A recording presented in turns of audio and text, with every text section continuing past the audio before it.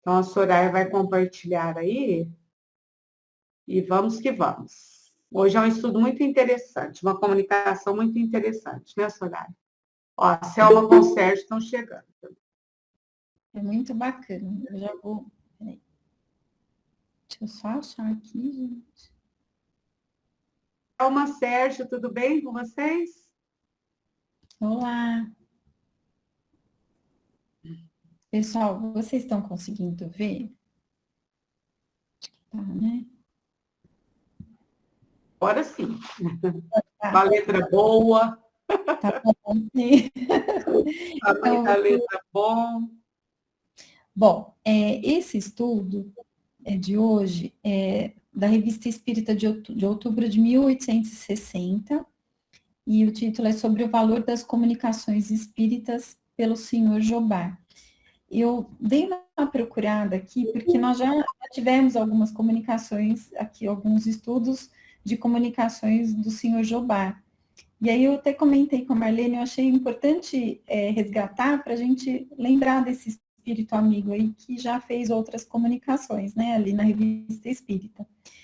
E ele era uma pessoa que, da época de Kardec, né, ele era estudioso e, inclusive, participou da Sociedade Parisiense de Estudos Espíritas, que com o título de presidente honorário, então era alguém envolvido com o espiritismo, né? Alguém que gostava de estudar. E eu acho bonito porque nos primeiros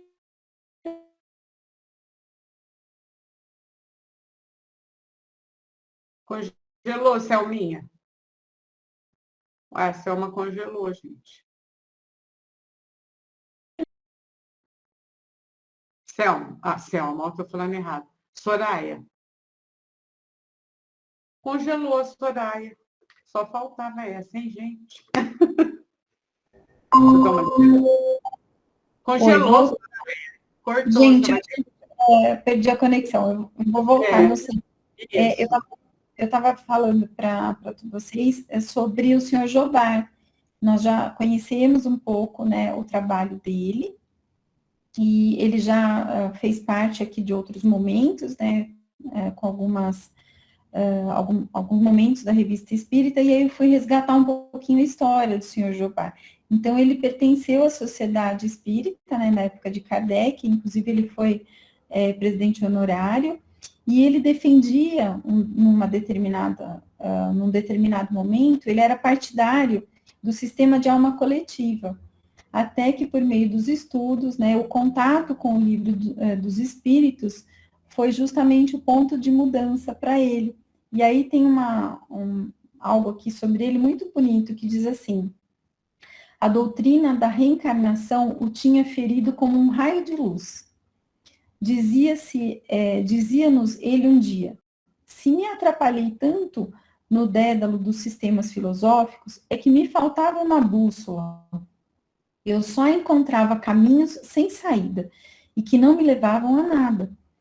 Nenhum me dava uma solução concludente dos mais importantes problemas. Por mais que quebrasse a cabeça, sentia que me faltava uma chave para chegar à verdade. Ora, essa chave está na reencarnação, que tudo explica de maneira tão lógica, tão conforme a justiça de Deus, que a gente diz naturalmente, sim, é preciso que seja assim. Então, só para a gente lembrar um pouquinho dessa figura tão importante, né, e que traz comunicações muito valiosas aí para a gente. Então, eu vou começar a ler um pouquinho dessa comunicação do senhor Jobard, para a gente poder discutir. Então, vamos lá. A ortodoxia religiosa confere um papel de demasiada importância a Satã e aos seus supostos satélites, que apenas deveriam ser chamados espíritos malignos, ignorantes, vaidosos, e quase todos manchados pelo pecado do orgulho que os perdeu. Nisto, eles não diferem em nada dos homens, dos quais fizeram parte durante um período muito curto, em relação à eternidade de sua existência pneumática, o que pode ser comparada a de um corpo que passou ao estado volátil. O erro é crer que, por serem espíritos, devem ser perfeitos, como se o vapor ou gases fossem mais perfeitos do que a água ou o líquido de onde saíram.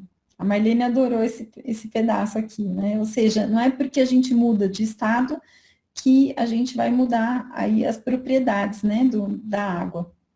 Então, como se fosse um valentão, só pudesse ser um homem pacífico depois de ser libertado da prisão. Como se um louco pudesse ser reputado sábio depois de ter transposto os muros de Sherrington, 27. Como se um cego, saído do 28, pudesse passar-se por alguém dotado de boa visão.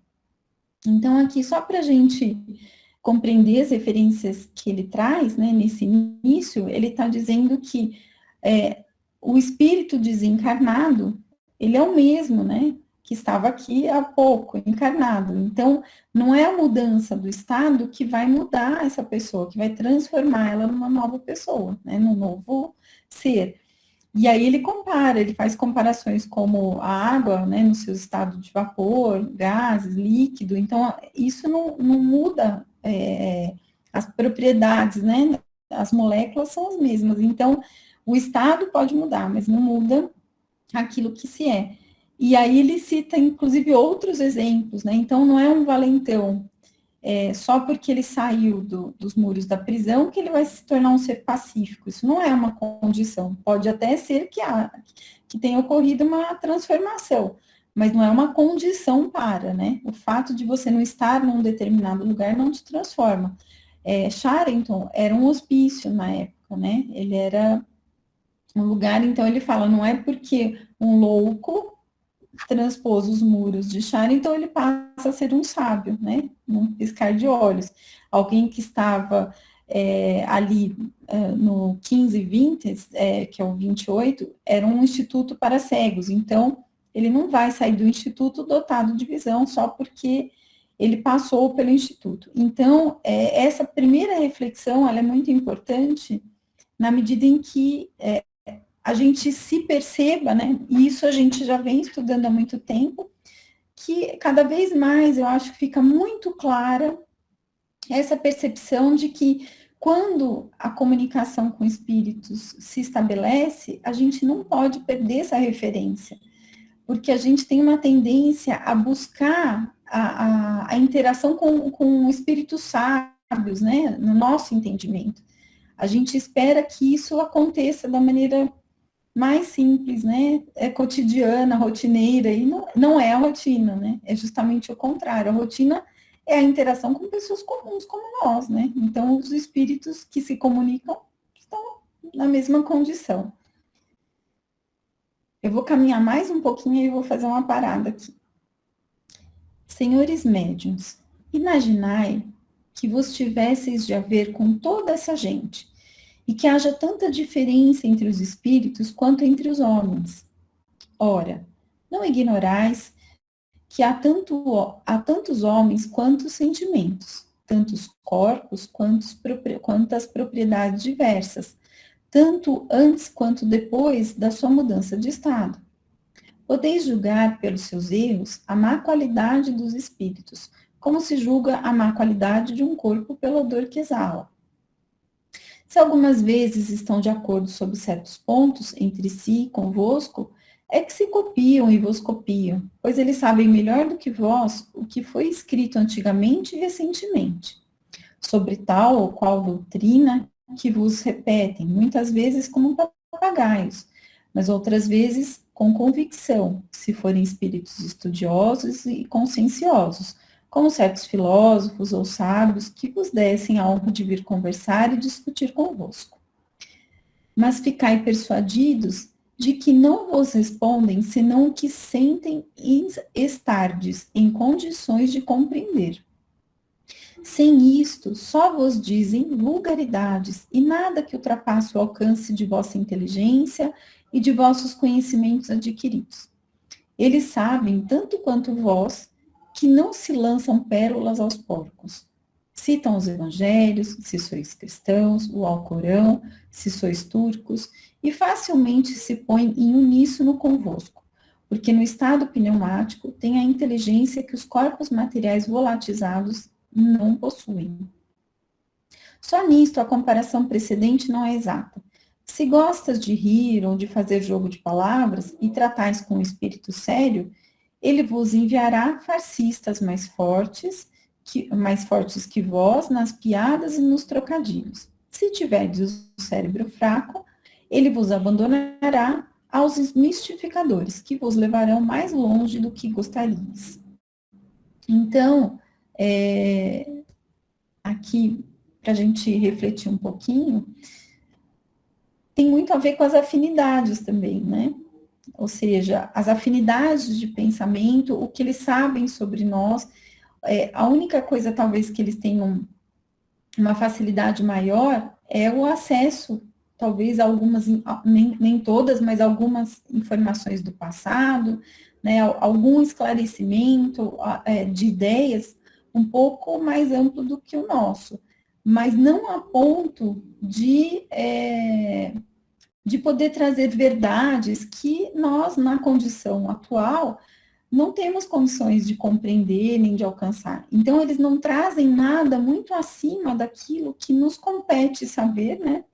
Do que é compreensível para nós nesse momento. Né? Então, assim, e a gente precisa tomar bastante cuidado, porque até parece assim, eles são bastante sedutores, né? Eles vão encontrando um caminho ali para estabelecer uma comunicação com a gente, né? Eles sabem o que a gente gosta, eles têm essa facilidade de percepção, né? Então, para que a gente não se iluda com a correspondência, né? A gente tem muita dificuldade de se defender ou de racionalizar diante daquilo que nos parece muito familiar, daquilo que parece que é o que nós gostaríamos de ouvir, né?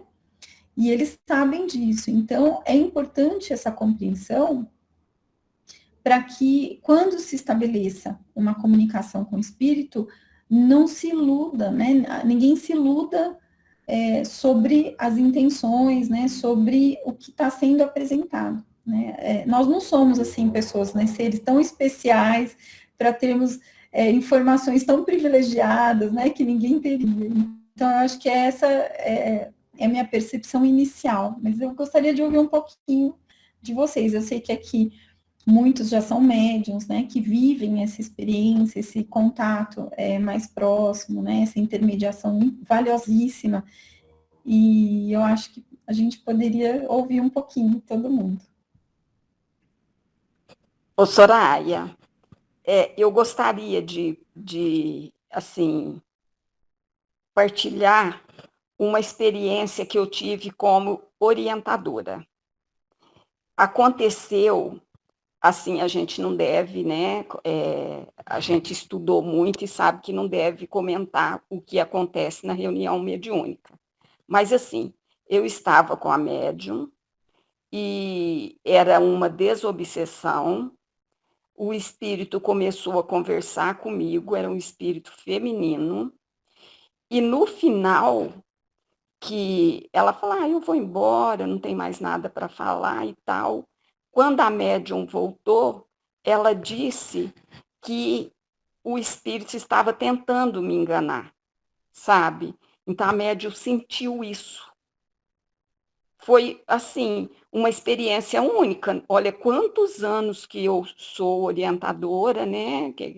E nunca tinha acontecido. Isso aconteceu faz só 2 anos de pandemia. Uns 3, 4 anos.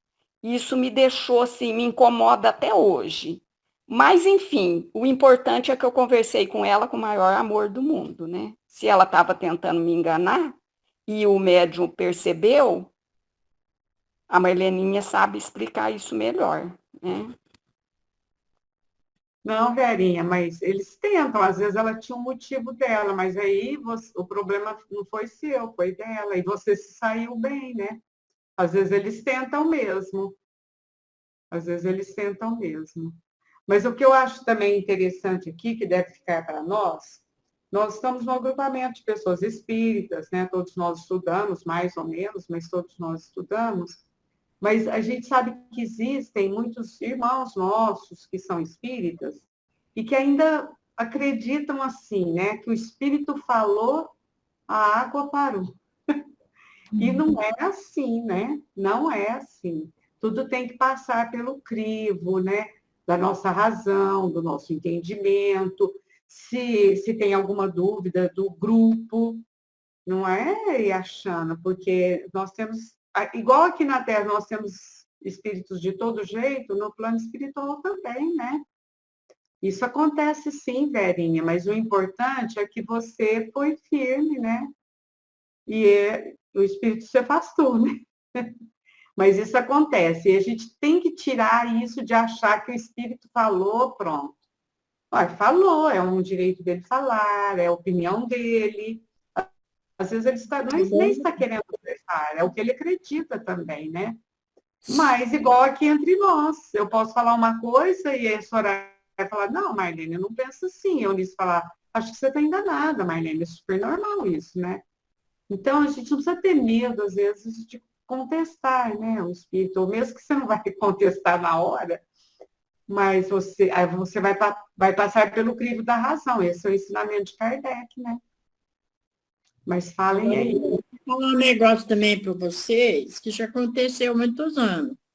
A gente frequentava uns trabalhos no Judas Iscariote. Eu sei que era com a Adelaide, a Dona Pia, que nada dava, um punhado de gente. A Dalva era também orientadora, né?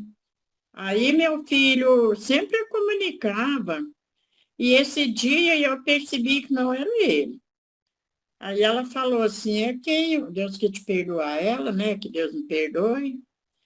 Ela já não está mais aqui nesse plano da terra. Ela falou assim, é quem eu estou pensando? Ele falou, é. Mas eu estava vendo que não era. A coisa que ele estava falando era super diferente das outras vezes. Aí ela terminou, ela falou assim, a senhora escuta bem o que estou falando. Aí terminou, ela falou assim, a senhora fica chorando por causa dele, e não pode. Eu falei, não, Dalva, eu não estou chorando mais assim por causa dele. A gente chora de saudade, mas eu não estava chorando. Mas o que ele falou, eu vi muito bem que não era o meu filho. Ela falou que era ele. Aí eu deixei passar, né? Que eu falei assim, né? Vou discutir com ela, que ela estava orientando a médica lá, eu não podia fazer nada. Mas até hoje eu lembro disso como se fosse hoje. A palavra que ele falou que a pessoa estava perturbando ele muito, porque ela estava chorando, chamando ele. Aí eu falei, nunca fiz isso, eu só pedi a Deus para, né, proteger ele, para ele poder um dia falar com a gente. Uma boa, trabalhar, né? Mas aí eu deixei, falei, deixa para lá, né? Que a gente não vai discutir isso daí. E passou, porque uma vez uma médium, ela falou que lá estava tendo muita comunicação, que não era verdade. Ela falou assim, eu vim de São Paulo para cá, é por causa disso. Agora eu estou vendo aqui coisa que eu não quero aceitar. Aí, né, a gente fica assim, né, com medo assim, das coisas estar erradas, e a gente às vezes pensar que está certo, ou a gente pensar que está errado e ser certo, né? Dona Honória, por Oi? isso a importância do estudo. Oi? Por isso a importância dos estudos na casa espírita, para não ocorrer isso. É verdade.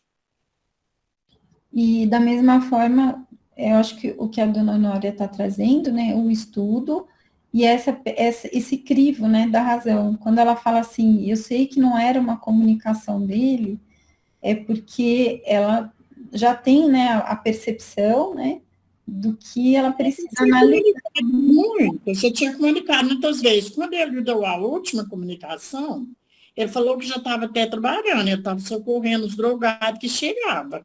Porque meu pai uma vez comunicou e pediu para nós fazer muito prece para ele, porque ele estava dando trabalho, porque ele mexia com droga e ele estava dando trabalho para meu pai lá.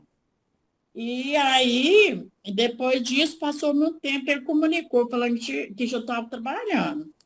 Aí depois disso, nunca mais eu tive notícia. Depois foi esse dia, mas aí eu vi que estava tudo diferente. Depois essa médium me falou, Ela falou assim, olha, depois que ele já está trabalhando, que ele já melhorou, eles não vêm ficar falando mais, né? Eles vêm muito falar quando eles estão sofrendo ainda. Mas depois que ele já melhora, está trabalhando, eles não vêm muito. Aí ela até ainda me contou uma história que ela estava lendo um livro e ele chegou do lado dela, ouvindo ela, não sei se era o livro do Evangelho ou o livro Espírito que ela estava lendo. Ela falou que é muito bom a gente ler, porque eles vêm ouvir, né? Acompanhar com a gente. Aí ela falou que viu ele. Ela falou assim, não, ele já está bem, que eu estava preocupada, né? Aí ela falou que não, que ele já estava bem, graças a Deus. Então, Eu pode continuar. Que vocês Obrigada. Mas eu acho que é importante essa percepção, né, dona Nória, o que a Vera falou sobre o estudo, a experiência da Verinha, acho que é importante também para mostrar que nós não somos totalmente imunes, né, e a postura do médium é que foi importante, né, Marlene? É como ela conduziu, porque a intenção é o que está ali, né, em questão. E aí vem sempre mais uma vez, a reflexão nesse contato com o mundo espiritual, a gente ter cautela, o crivo da razão, o estudo, a percepção de que a nossa parte tem que ser, né, sempre bem feita, com amor, porque nós estamos sujeitos da mesma forma que existem os enganadores, aqui existem, eles estão lá também, né? Não é nada diferente do que a gente vive aqui. Quantas vezes a gente conversa com pessoas que se fazem, né, usam as máscaras, né, ali da doçura, tudo, e por trás, né, vão rir do que falaram com a gente, é a mesma coisa. Então, o que é importante? Não é a gente, né, é o como eu estou me portando, qual é o sentimento que eu estou emitindo na hora que eu estou me comunicando, né, então isso é que é o mais valioso, né, a gente se perceber e se autoconhecer para não cair nas armadilhas da vida, né? Tanto do lado de cá quanto do lado de lá, né? Então, eu acho que é isso. Eu queria comentar uma coisa, esse assunto é muito interessante, assim, quando a gente fala sobre em matéria de espiritismo, o primeiro passo é exatamente compreender que os espíritos são, na verdade, os homens desencarnados e que a mudança que ocorre do homem para o espírito é, na verdade, só o corpo material e que o espírito permanece, de fato, aquele que era em vida.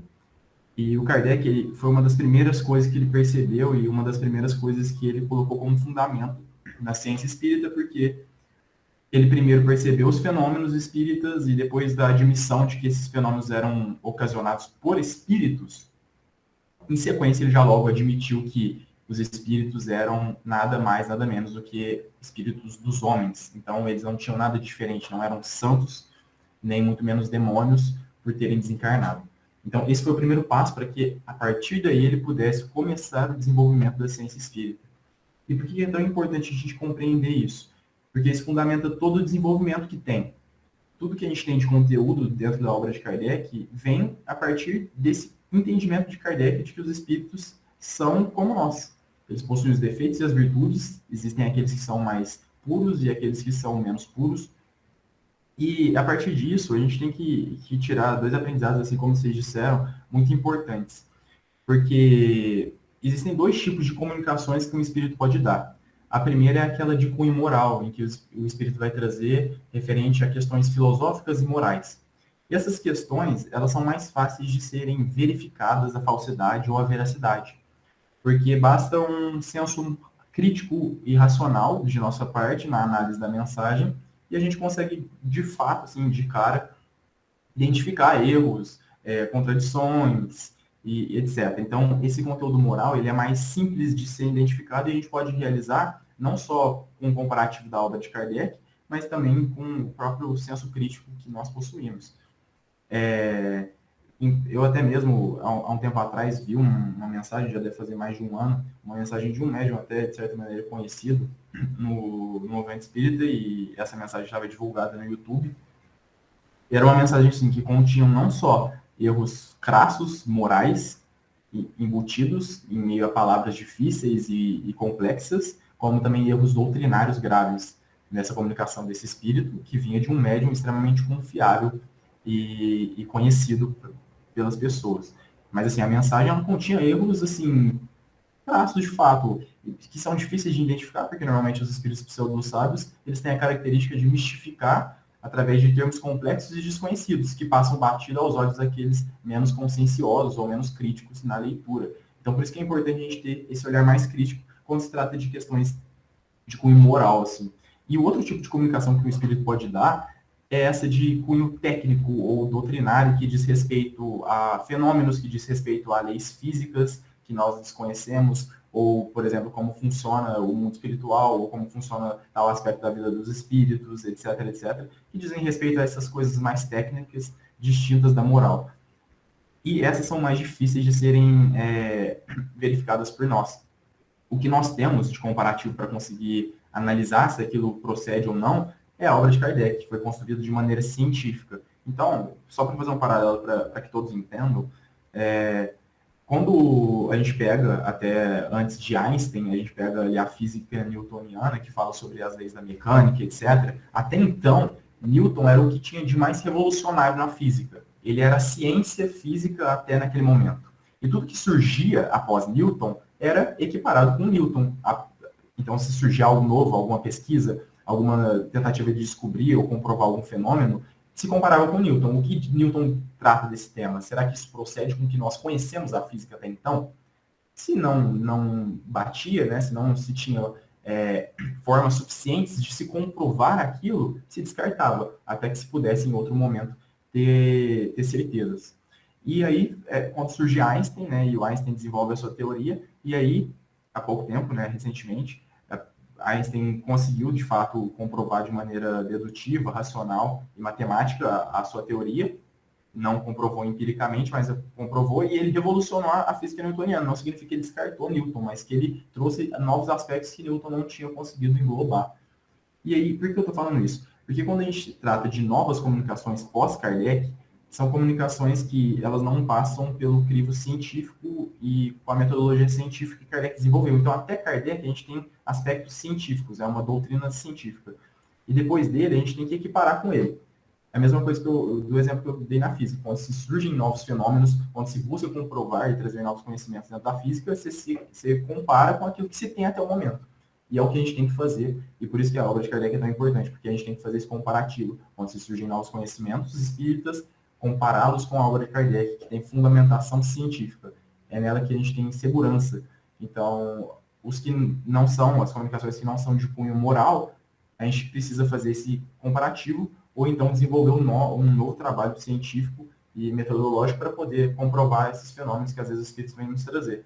Mas é isso, né? O próprio Kardec coloca, Deus permite com que espíritos mistificadores venham até as nossas reuniões e se comuniquem exatamente para nos provar no senso crítico. Então é importante a gente ter esse olhar atento. Vitor, falar nada, né? Linda explicação. Soraya. Muito lindo. Obrigada, Vitor. Maravilhoso. Bom, pessoal, eu vou ler mais um pouquinho. Esse texto, ele é bem extenso, e então eu vou tentar caminhar um pouquinho mais, e aí a gente volta a abrir para discussão. Então, vamos lá. Em geral, os espíritos gostam de conversar com os homens. É uma distração e, por vezes, um estudo para eles. Todos o dizem. Não temais fatigá-los, visto que sempre ficareis fatigados antes deles. Mas não vos ensinarão nada além do que poderiam ter dito em vida. Por isso, tanta gente pergunta qual a vantagem de perder tempo em consultá-los, desde que não se podem esperar revelações extraordinárias, invenções inesperadas, panaceias, pedras filosofais, transmutações de metais, moto contínuo, pois eles não sabem mais do que vós sobre os resultados ainda não obtidos pela ciência humana. Se vos animam a fazer experiências, é que eles próprios estariam curiosos para lhes ver os efeitos. Por outro lado, só vos dão explicações confusas, como os pseudo-sábios e os advogados que fazem questão de vencer nos debates. Se se trata de um tesouro, eles vos dizem, cavai. De uma liga dizem, soprai. Pode ser que buscando encontreis, ficarão tão admirados quanto vós e gabar-se-ão de vos haverem dado bons conselhos. A vaidade humana não os abandona. Os bons espíritos não vos afirmam que encontrareis a solução como os maus, que não têm escrúpulos em vos arruinar. É nisto que jamais deveis fazer abstração do vosso julgamento, do vosso livre-arbítrio, de vossa razão. Que dizeis quando o homem vos induz a um mau negócio? Que é um espírito infernal, diabólico. Então, o espírito que vos aconselha mal não é mais diabólico, mas infernal. É um ignorante, um mistificador a mais, mas nem tem missão especial, nem poder sobre-humano, nem grande interesse em vos enganar. Ele usa igualmente o livre-arbítrio que Deus lhe deu, como a vós, e como a vós pode fazer dele bom ou mau uso. Eis tudo. É tolice acreditar que ele se ligue a vós durante anos e anos para tentar alistar a vossa pobre alma no exército de Satã. De que adianta a Satã um recruta a mais ou a menos, quando eles chegam espontaneamente aos milhões, aos milhares de milhões, sem que ele se dê o trabalho de recrutá-los? Os eleitos são raros, mas inumeráveis os voluntários do mal. Se Deus e o diabo têm cada um o seu exército, só Deus necessita de recrutadores. O diabo pode poupar-se ao trabalho de preencher os seus quadros. Como a vitória está sempre do lado dos grandes batalhões, julgai de sua grandeza, de seu poder e da facilidade de seus triunfos em todos os pontos do universo, e, sem ir muito longe, olhar em torno de vós. Mas tudo isso não tem sentido, desde que hoje se sabe facilmente conversar com a gente do outro mundo. É preciso aceitá-los como são e pelo que são. Há poetas que podem ditar bons versos, filósofos e moralistas que podem ditar boas máximas, historiadores que podem dar esclarecimentos sobre sua época, naturalistas que podem ensinar o que sabem ou retificar os erros que cometeram, astrônomos que podem revelar certos fenômenos que ignorais, músicos, autores que podem escrever suas obras póstumas e que até têm a vaidade de pedir sejam publicadas em seu nome. Um deles, que havia feito uma invenção, indignou-se ao saber que a patente não lhe seria entregue pessoalmente. Outros não fazem mais caso das coisas terrenas do que certos sábios. Alguns assistem com prazer infantil à inauguração de sua estátua, e outros não se dão ao trabalho de ir vê-la e desprezam profundamente os imbecis que lhe prestam essa honra depois de os haverem desconhecido e perseguido em vida.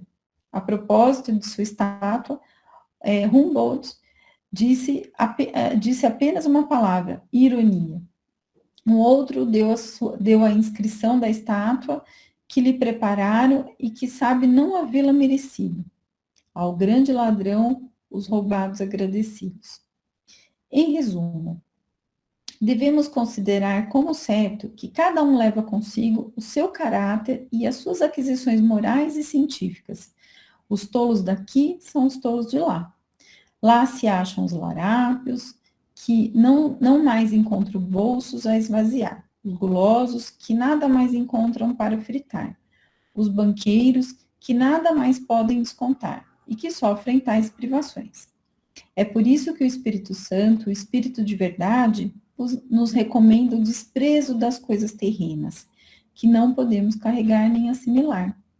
Que só pensemos nos bens espirituais e morais que nos acompanham e nos servirão pela eternidade, não só de distração, mas como degraus para nos elevarmos incessantemente na grande escada de Jacó, na incomensurável hierarquia dos espíritos. Então, vamos dar uma paradinha aqui. Então, esse texto é tão bonito, né? A leitura dele já em si traz muita reflexão. Mas quando ele fala, né, os tolos daqui são os tolos de lá, ele reforça mais uma vez que isso não muda. E eu acho que ele traz, assim, também uma percepção do quanto nós interagimos com o mundo espiritual, né? A gente sabe disso, mas ele traz claramente, em alguns momentos aqui, como essa interação ela acontece de fato, né? A nós, né, na relação com os espíritos, nós somos influenciados o tempo todo. E eles podem nos influenciar tanto pelo bom caminho, quanto pro mau caminho, né? Ou seja, cada um vai escolher as suas afinidades, né? A verdade é essa. Então, assim, se você é influenciado alguém a cometer um erro, alguém encarnado, você não pode culpar essa pessoa, você seguiu porque você quis, né? Então, do mesmo jeito, eu entendo que essa relação com o mundo espiritual que nós estabelecemos, ela é guiada pelos nossos próprios desejos, né? Pelas nossas próprias emanações. Então, somos nós quem atraímos as nossas companhias, né? Então, assim, e você vê que eles, do outro lado, eles enxergam, você viu, quando ele fala da estátua, né? As homenagens, e ele sabe que ele não é merecedor, né? E vendo aquilo.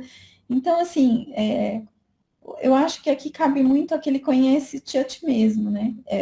Às vezes a gente fica tão preocupado nessa interação, e como ele diz, para que interessa, então, essa interação com o mundo espiritual, né? Se somos os mesmos, por que a gente tem que... Do que vale, né? Qual que é o valor, então, dessa interação? E aí eu queria colocar até em discussão. E quando eu paro e penso, né? Quando eu li esse texto hoje, agora relendo com vocês, talvez o propósito da interação é justamente nos despertar para esse conhecer a si mesmo, né? Ou seja, para a gente saber realmente o que nos guia realmente, né? Que o mundo material, ele é uma ilusão, e quando a gente, na relação com os espíritos, a gente busca a validação para aquilo que é material, né? Ou seja, a gente busca muitas referências que explicam as nossas necessidades materiais. Essa é a percepção que eu tenho, né? A gente ainda tem muito a aprender com isso. E, na verdade, essa oportunidade, ela deveria ser valorizada de uma outra maneira, mas que eles pudessem trazer a experiência dessa passagem aqui, porque nós estamos encarnados ainda em oportunidade de corrigir tanta coisa, né, de aproveitar melhor as oportunidades. Talvez essa interação, ela tenha justamente o propósito de nos elevar, né, de nós buscarmos, na verdade, referências para a nossa melhoria espiritual, moral, e não a melhoria material, que é o que muitas vezes nos impulsiona a buscar essa interação. A gente está preocupado, às vezes, em saber coisas que... soluções, né? Respostas para problemas imediatos. E talvez não seja esse o propósito, mas a gente precisa exercitar, né? A gente vai errar muito, talvez, nessa relação, até que a gente compreenda o que de verdade a gente precisa extrair dessa comunicação com os espíritos. Então, é isso. Eu queria ouvir um pouquinho vocês agora.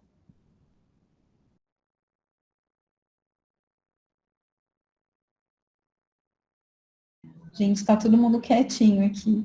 Está todo mundo tímido hoje. Ô, Vitor, o que você acha? Eu vou cutucar o Vitor aqui. Deixar o pessoal falar. Marlene. O pessoal está tímido hoje, Vitor. Não, mas muito interessante. É importante tudo isso que ele vem frisando. E até, relembrando o que eu disse antes, eu acho que o próprio Jobá já entendia esse papel fundamental que cumpre entender essa característica dos espíritos. Assim, não quero ser repetitivo, mas é importante. É algo que merece a nossa atenção, apesar de ser tão simples e claro. A gente deixa passar batido. A gente ainda se engana muito pelas aparências, ou temos ainda muito medo de questionar, de duvidar, enfim. Mas vou deixar o pessoal falar. Bom, se todo mundo está... Interessante, né, Soraya, que ele vai trabalhando, depois ele vai concluir, a gente vai ver melhor, talvez. Mas ele vai trabalhando exatamente, olha, os desencarnados são como vocês encarnados, né? Nós desencarnados são como vocês, ele está falando isso. E, ao mesmo tempo, ele vai mostrando também, né, quando ele está citando aí, eu achei tão interessante, irônico, né, o autor aí, que é o Humboldt, não sei pronunciar bem, quando ele fala da estátua, né? Nossa, achei isso de uma ironia. Ou seja, eu sou ladrão e vocês são os roubados agradecidos aí.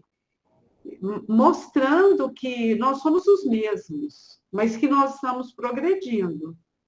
Que a gente deve, então, entender que o desencarnado é um espírito como nós, que ele está aprendendo, que ele está estudando e que ele está fazendo também a sua reforma, né? E é evidente que cada um no seu momento, cada um no seu grau. E querendo tirar mesmo esse ranço de que porque desencarnou, o espírito sabe tudo, o espírito pode dar a resposta, principalmente os espíritos comuns não vão fazer isso. E os mais esclarecidos também não fazem, porque eles querem que nós busquemos também, né? Sim. E aí? A Anice quer falar, gente. Eu acredito assim, a gente leva, a bagagem que nós vamos levar é aquilo que nós construímos aqui, né? Então, às vezes eu vou levar uma bagagem que não me levou ao crescimento nenhum, eu não regredi, mas eu também não progredi. Embora eu tenha tido oportunidades, eu tenha tido esses ensinamentos que ele fala, que o Espírito Santo, né, nos ensina, e temos o nosso anjo de guarda, que está sempre nos alertando. Nós construímos uma bagagem que nem sempre será a melhor. E, mais ainda, essa bagagem que nós levamos é o que nós traremos de volta e que passaremos para aqueles que ficaram. Porque se nós não adquirimos cultura, nós não adquirimos moralidade, como passar? Então, quando você recebe uma mensagem, igual a dona Honória falou, você conhece a pessoa que conviveu tanto com você, ou seja boa, ou seja má. E, de repente, ela manda uma mensagem falando que está em contato com ciclano, com fulano, e que a vida ensinou ela a ser diferente, para a gente mudar também, mas você percebe que aquilo é vazio, porque ela não tinha nem condições para passar isso para a gente. Então, é onde eu acho que as mensagens, mesmo na psicografia principalmente, elas têm que ser muito analisadas. Não se pode, porque recebeu hoje, já passar para o grupo inteiro e já levar para frente. É onde ocorrem muitos erros, né? E nós temos que pensar assim, melhorar a cada dia, seguir um passo diferente, aprimorando o nosso espírito, porque nós vamos ter condição de deixar coisas melhores e levar coisas melhores, né? Então, é muito importante esse estudo nosso para a gente entender que cada um leva o que tem. Não adianta você achar que vai já, nossa, mas ela é boazinha, mas o que ela fez? Falar só não resolve. Então, mesmo aqui encarnado, você, às vezes, uma pessoa te julga boa e conscientemente você sabe que você não é boa. É boa porque você fala com doçura? E o fel que você traz dentro de você? Não é? Então, é importante a gente procurar cada dia melhorar mesmo. E saber que nós vamos nos levar degrau a degrau, dependendo do nosso comprometimento. Não é? Penso assim. Eu queria só pontuar uma comunicação que o Kardec escreve, está na Revista Espírita de maio de 63, ele diz assim: diremos que em 3.600 mensagens há mais de 3.000 que são de uma moralidade irreprochável e excelentes como fundo, mas que desse número nem 300 merecem publicidade e apenas 100 têm mérito fora do comum. Então, olha isso, né? Ele diz que de 3.600 mensagens, nem 300 merecem publicidade. E de todas essas, 100 tem alguma coisa fora do comum. Né? E se a gente for levar em conta, provavelmente de pouquíssimas dessas ele levava de fato a publicação. Até tendo em vista a quantidade de tempo que ele se dedicou ao espiritismo e a quantidade de obras que ele publicou, enfim, ele buscava publicar algumas comunicações como essas na Revista Espírita, mas pelo nível, o volume de mensagens, era impossível com que ele publicasse todas, até que eram de caráter assim, positivo. Mas é só para mostrar esse critério que o Kardec tinha, que era de fato um critério fundamentado de maneira científica. Então é importante a gente perceber e notar assim, que Kardec era uma pessoa muito prudente, muito sensata. É assim, importante com que a gente se inspire nele nesse aspecto. Vitor, quando você fala das mensagens, né, das mensagens escritas, né, quanto que se nós fôssemos extrair, né, as que mereciam publicidade e tal, eu fico imaginando os pensamentos, né? Da mesma forma, nós somos bombardeados por essa influência o dia inteiro. E o que é aproveitável ou não? Se a gente refletisse sobre isso, porque eu acho que a gente vive uma vida cheia de tarefas, né? E é muito difícil essa disciplina de estar sempre atento, né, aos nossos próprios pensamentos, porque o bombardeio, eu imagino que é da mesma maneira, né? Não é escrito, mas é por pensamento. Então, o quão importante é a gente manter uma rotina que eu preciso manter, assim, de meditação. Eu não consigo ainda estabelecer, mas é uma coisa que eu tenho como propósito ainda esse ano, de ter uma meditação, de ter um momento em que você precisa fazer essa higiene mesmo, né, mental, para que você possa abrir, né, se conectar a outras influências, né, mais elevadas, tudo, porque da mesma forma nós somos bombardeados, né? Então, quão é importante tanto a escrita quanto essa do pensamento, né? Então, e eu gostaria de complementar o que a Marleninha disse. Eu li um livro, Memórias de Padre Vitor. E o que aconteceu? Ele, na espiritualidade, ficava incomodado que a igreja queria canonizar. Então, ele, como espírito, não se conformava com isso. E o bonito que ele descobriu que ele era um médium, sendo padre, e o orientador dele era Bezerra de Menezes, e ele soube lidar durante a última existência dele com tudo isso. Mas, assim, uma humildade fora de série ele tinha. E o que me frisou muito foi isso. Às vezes as pessoas querendo homenagear e está incomodando o espírito, porque o espírito é humilde, não quer essas coisas, né? Não precisa disso. Nossa, Vera, muito bom. Adorei.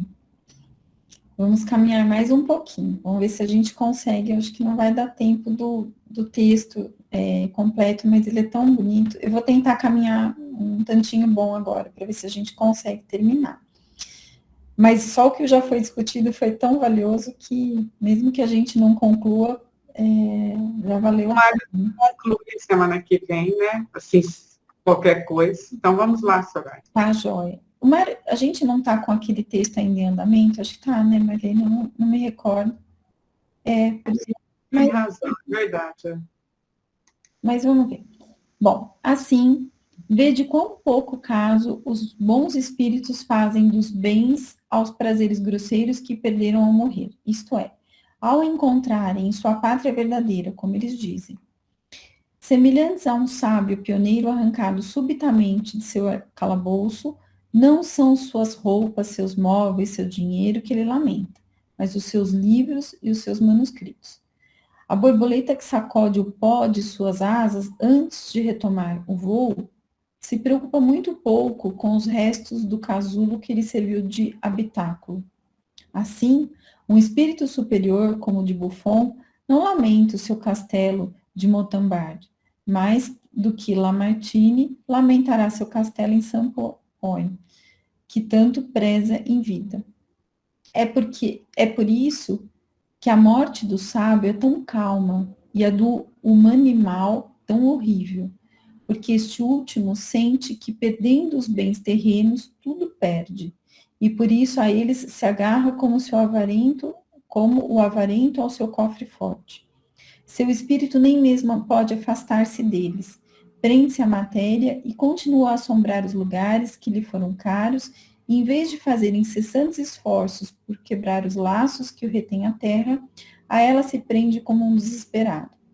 Sofre verdadeiramente como um danado, por não mais poder usufruí-los. Eis o inferno, eis o fogo que esses réprobos se esforçam para tornar eterno. Tais são os maus espíritos que repelem os conselhos dos bons e que necessitam do auxílio da razão e da própria sabedoria humana para fazê-los decidir-se a largar a presa.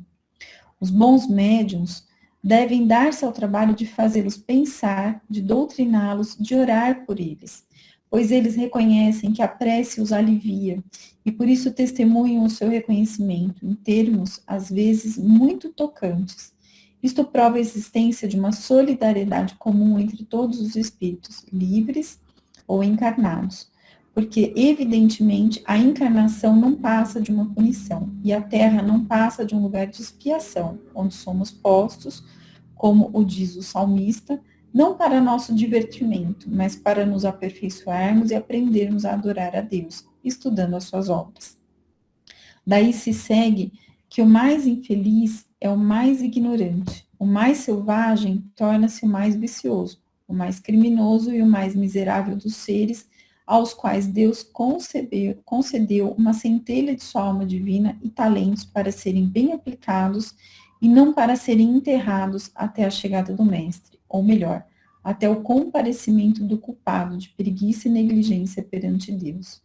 Eis como se apresenta verossímil para uns e verdadeiro para outros o mundo espírita, que a uns infunde tanto medo e a outros tanto encanta, e que não merece nem tanto excesso de homenagens, nem tantos ultrajes. Quanto à força de estudo e de experiência, nos tivermos familiarizado com o fenômeno das manifestações, tão natural como qualquer outro, reconheceremos a veracidade das explicações que acabamos de dar. O poder do mal que é atribuído a alguns espíritos tem por antítese o poder do bem que se pode esperar de outros. Essas duas forças são adequadas, como todas as da natureza, sem que o equilíbrio se romperia e o livre-arbítrio seria substituído pela fatalidade, pelo cego fatum, pelo fato bruto, ininteligente, pela morte de todos, pela catalepsia do universo, pelo caos. Proibir de interrogar os espíritos é reconhecer que eles existem. Assinalá-los como prepostos do diabo é insinuar que devem existir os que são agentes e missionários de Deus. Que os maus sejam mais numerosos, nós concordamos, mas há muitas coisas assim sobre na terra. Pelo fato de haver mais grãos de areia do que pepitas de ouro, deve-se condenar os garimpeiros? Aqui essa frase eu achei belíssima, né? Então, assim,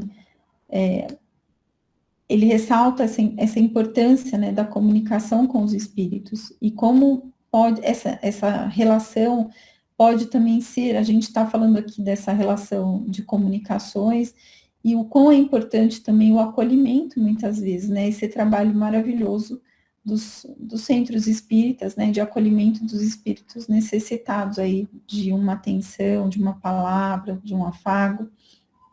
E aí a gente vai caminhar para a finalização da leitura e a gente faz um fechamentozinho rápido.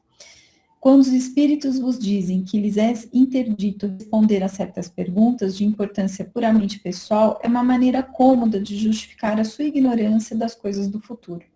Tudo quanto depende de nossos próprios esforços, de nossas pesquisas intelectuais, não nos pode ser revelado sem infração da lei divina, que obriga o homem ao trabalho. Seria muito cômodo para o primeiro médium que surgisse, tomado por um espírito familiar complacente, adquirir sem esforço todos os tesouros e todo o poder imaginável, desembaraçando-se de todos os obstáculos que os outros vencem com tanta dificuldade. Não, os espíritos não têm tal poder e fazem questão de afirmar que lhes é interdito tudo o que lhes pedis de ilícito.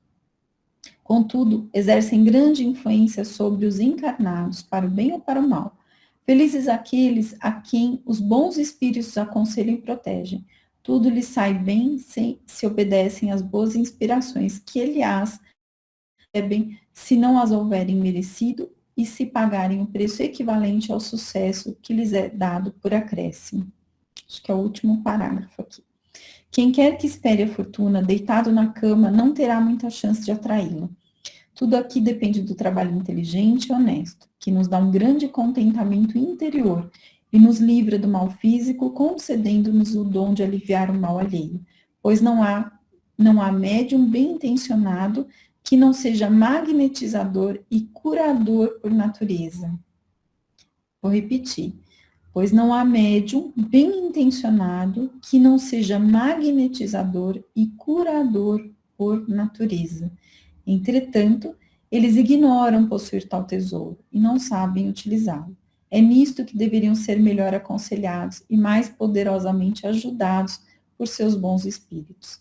Tem-se visto milagres análogos ao que acaba de ser alvo o Duque de Seleusa, príncipe vasto no Café Nocera, em Nápoles, a 13 de junho último, o qual acaba de publicar que foi curado instantaneamente de uma doença considerada incurável, da qual sofria há 10 anos, pela simples palavra de um velho cavaleiro francês, ao qual contava seus sofrimentos.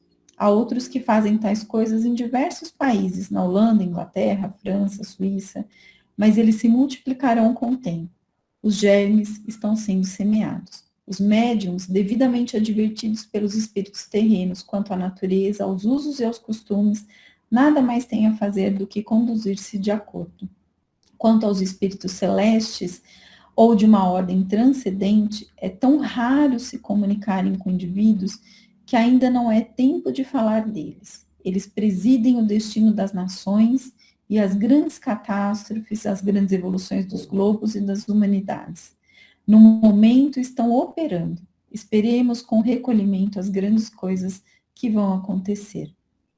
Gente, eu não sei essa frase, eu peço ajuda a Marlene. Marlene, acho que está em renovo. É porque aí quer dizer mais ou menos assim, venha o vosso espírito e criar, é uma frase bíblica, está lá, acho que foi falada no Pentecoste. Ah, tá. Jobar. Então, eu acho que essa finalização preciosa, eu sei que eu corri um pouquinho no final para tentar compartilhar, mas traz para a gente um resumo, né, de tudo que ele tentou passar. Então, para que nós possamos, no meu entendimento, valorizar essa relação com o plano espiritual numa outra perspectiva, né? Naquela que muitas vezes nós deixamos, né, de uma maneira secundária, né? Quanto que nós, olha quando ele diz que médiums, todo médium, né, ele diz aqui, todo médium bem intencionado, que não seja, bem intencionado, que não seja magnetizador e curador por natureza. Então, assim, não há médium, né, bem intencionado, que não seja magnetizador e curador por natureza. Então, se nós concentrássemos a nossa intenção, né, os nossos aconselhamentos em melhorar, e nos melhorarmos aí como trabalhadores, né, o quanto a gente poderia ajudar as pessoas em sofrimento, né, o quanto nós poderíamos evoluir e nos aproximar daqueles que nós tanto almejamos, né, que são os espíritos elevados, né, imagina uma comunicação de um espírito como esse, né, então eu acho que é tentar, eu acho que ele trouxe uma perspectiva diferente, né, ao invés de nós ficarmos nos prendendo às curiosidades materiais, talvez valorizarmos a oportunidade do contato com a espiritualidade para fazer o bem, né? Usar a serviço do amor e do trabalho, né? Da caridade e do trabalho. É isso. Se alguém Muito que aí ele traz para o médium a responsabilidade, né? De servir, ele vai procurar servir para ajudar o próximo que está próximo dele, não precisa ficar preocupado com. Muito legal, eu gostei demais também. Nossa, esse final é lindo, né? Muito bom. Gente, alguém vai comentar alguma coisa? Podemos encerrar. Na hora que o Mário chegar, vocês falam, ó, teve tudo certo. Senão, Por favor. não me substitui, né, Soraya? Eu montei meu emprego aqui de substituto. É isso aí. Gente, obrigada por tudo, obrigada pelo apoio. E se Deus quiser, semana que vem nós estamos aí, viu? Obrigada, Marlene, obrigada a todos, gente.